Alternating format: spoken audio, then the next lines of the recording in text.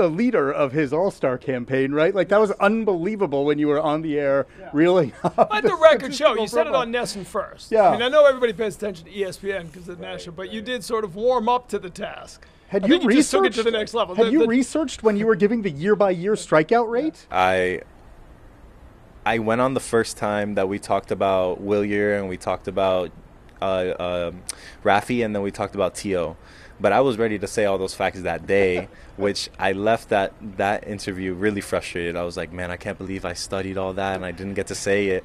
So then the next time comes, and then I get cut off because I had more stuff to say. That's right. I had more stuff to say. You were literally launching in a couple more stats as they went to break. And then that night I was even more frustrated because I was like, I had the chance and I started it and I didn't even finish it, which is worse than not even doing it. And then I got on ESPN and I was like, okay, I'm doing it. I gotta. This is it. You were not going to be denied. I talked about the defense. I talked about the base running, the games, this and that, which like I was gonna do on the Nesson, but I didn't get the chance to. Which was why I was like, all right, we need to talk about JD that one time. I was had a longer inning. Yeah. The team kept going. Yeah, the second time we got to 2 outs quick, and I was like, yeah, enough about me. We need to talk about JD because I knew it. It was so good. And I was like, I don't know if I'm gonna get another chance to do this, but yeah, he's. I mean, I could pretty much say the same things now. He might even be leading. It's only a 90-minute podcast. We don't have time. Oh, okay. But we all agree with that. But I got to ask you about that ESPN appearance because you tell the story right out of the gate about your father, right? What was the reaction? I mean, I saw a New York Post story about it the next day. Like, did your phone blow up that night? Like, what happens after that? That was crazy. So I'm standing right here, and they put the mic in my ear, and Eduardo, and I don't know if it was Carl up there. Yeah, they said, hey, can you hear us? I'm like, yeah. They're like, okay, cool, we can't hear you. Grab the mic from the guy next to you. I grabbed the mic. I'm like, okay, can you hear me now? He's like, yes. So actually, we don't have any questions for you. This is your half inning. You can do whatever you want with it. And I'm looking up at the timer. There's 1 minute left. I hear 30 seconds till we're live. They're like, this is your time to shine. Whatever you want to say, you can say it. If you want to ask your teammates questions in the dugout, you can ask them. If you want to go in the stands, you have that cameraman follow. You have the cameraman following you, and you can do whatever you want.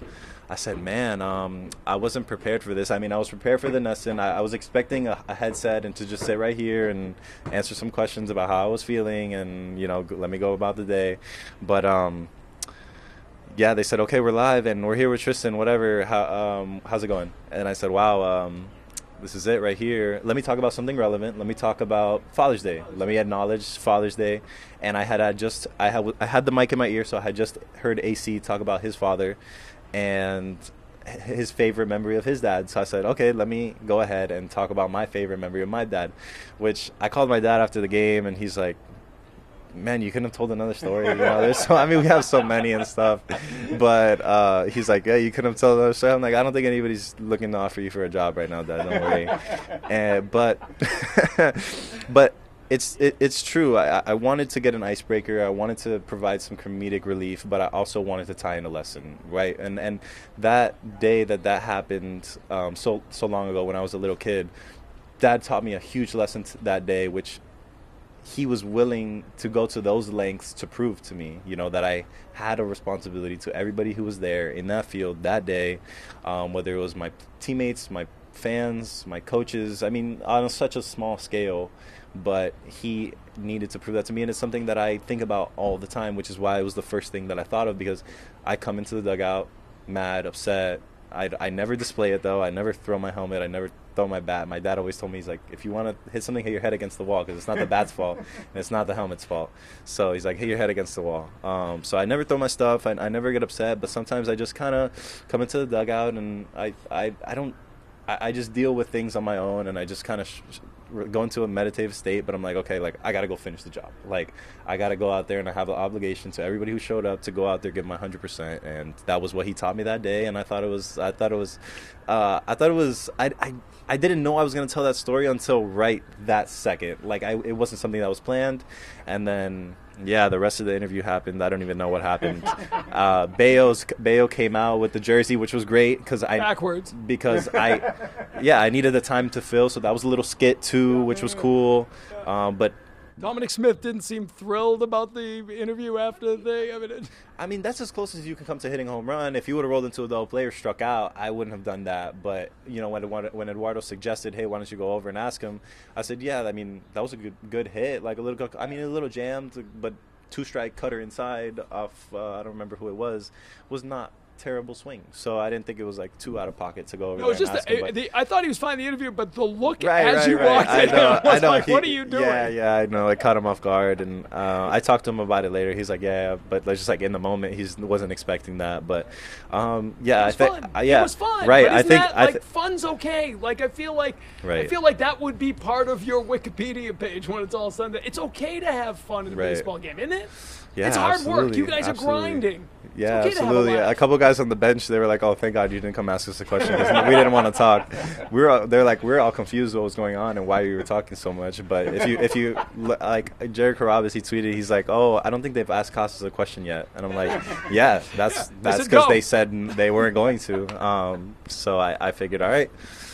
This is my time to Every say great whatever I comedian want. has an origin story. There it is. Right. That night on ESPN was the beginning of your career. Right. Yeah. I mean, I got a lot of good feedback from it. Nobody really gave me a hard time for what I said. And that night, it was the next night, Monday night, which Celtics won. Yeah. And I was watching the post game, I guess, celebratory announcements and the whatever. On the stage. And so all that. Jimmy Kimmel was after. Yeah. And I saw my interview on Jimmy Kimmel that day.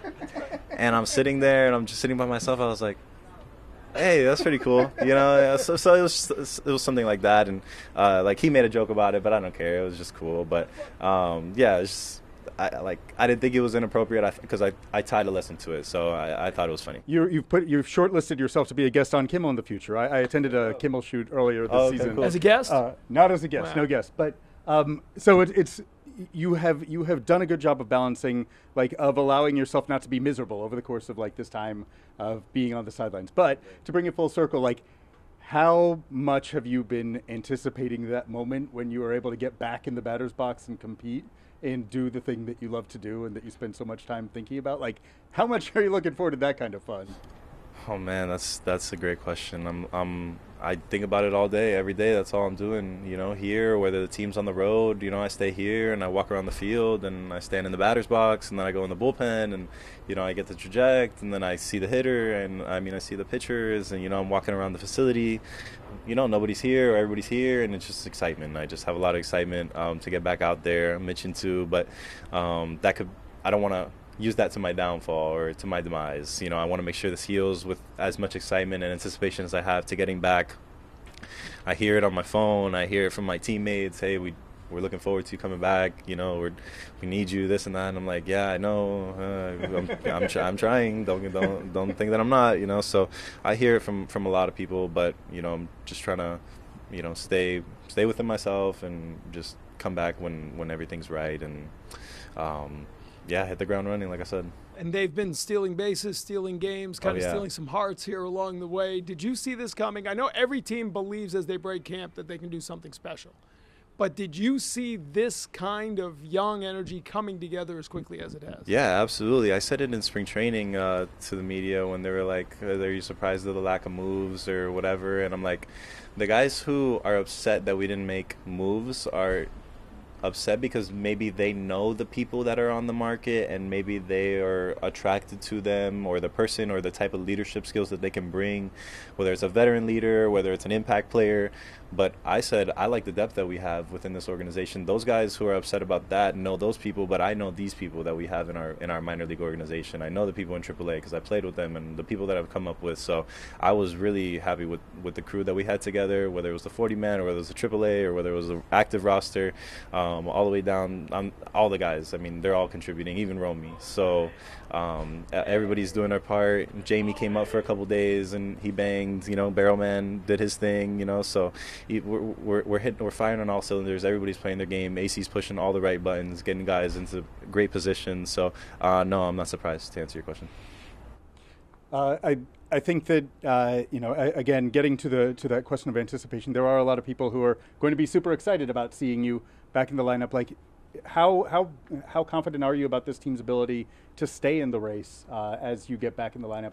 How excited are you to be part of, you know, what you probably think is, you know, turbocharging what you guys have been doing in getting right into the, you know, secure, like being in position where the postseason is a reality, right, as opposed to just a theoretical construct. Right. That, I mean, that has to do with 29 other teams, and I don't know the dynamic that they have, or, how close-knit of a group they have, but I know we're as tight as ever in there, and we're going to continue playing this baseball, and I don't even think we've hit our best stretch yet. Everybody's playing well, but nobody's playing great, and I think we can get to that next level of greatness, and hopefully I'm in the lineup to be a part of it. But, yeah, I don't think we've seen our best baseball yet. Celtics were here Monday. Had the championship trophy, the first Boston championship since you've been a part of all this. We've gotten jaded. It's been like 5.5 years. That's a long time in Boston. Right. Okay, we're not used to a drought like that around here. It used to be different, right? But now the expectations of this city are rolling the duck boats, right? That's the idea. You get to see this city come to life like that.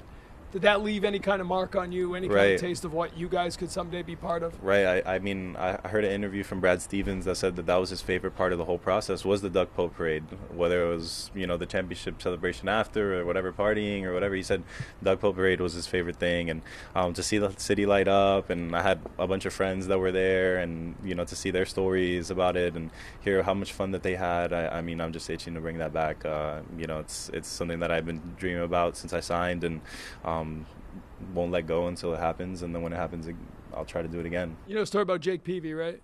He bought a duck boat after the parade.